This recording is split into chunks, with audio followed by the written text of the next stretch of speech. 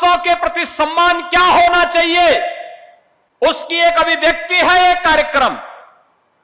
और मैंने इसीलिए बहराइच के एक कार्यक्रम में आकर के तब कहा था, मैंने कहा था कि विदेशी आक्रांताओं का महिमामंडन बंद होना चाहिए, राष्ट्र नायकों का सम्मान होना चाहिए। 1000 साल पहले इस प्रकार के शौर्य और पराक्रम की गाथा एक इतिहास थी, वह सच करके दिखाया था महाराज सुहेलदेव। मैं चाहता हूं आज इसी अवसर पर कांग्रेस को, समाजवादी पार्टी को, अन्य दलों को पूछना चाहता हूं, क्या किया उन्होंने?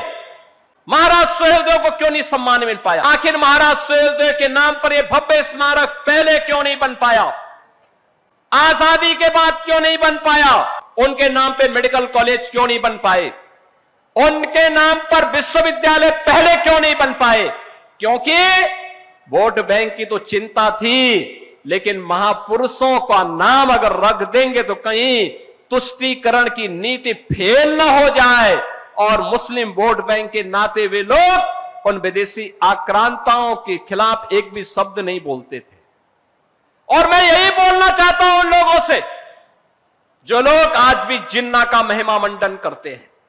मैं पूछना चाहता हूं, जब भारतीय जनता पार्टी राष्ट्र नायक, राष्ट्र शिल्पी, लौह पुरुष सरदार वल्लभ भाई पटेल की जयंती के कार्यक्रम को यहां पर पूरे प्रदेश के अंदर और देश के अंदर मनाती है, प्रधानमंत्री जी ने स्टैच्यू ऑफ यूनिटी के नाम पर लौह पुरुष सरदार वल्लभ भाई पटेल की दुनिया की सबसे बड़ी प्रतिमा को स्थापना केवड़िया गुजरात में स्थापित कराया, तब समाजवादी पार्टी जिन्ना का गुणगान करती है। हम लोग महाराजा सुहेलदेव के विजयोत्सव को मनाने की बात करते थे, तब कांग्रेस और समाजवादी पार्टी में होड़ लगती थी कि नहीं, गाजी मियां का विवाह होना चाहिए।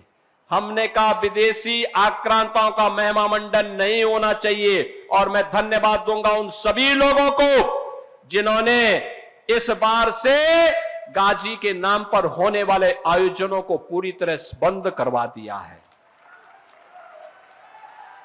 विदेशी आक्रांता के नाम पर कोई आयोजन नहीं होने चाहिए। आयोजन होंगे महाराज सुहेलदेव के नाम पर होंगे। बहराइच का मुख्य आयोजन होगा तो महाराज सुहेलदेव के नाम पर होगा। बहराइच का मुख्य आयोजन होगा बालार कृषि के नाम पर होगा। इस मंडल का मुख्य आयोजन होगा आदि शक्ति मां पाटेश्वरी के नाम पर होगा।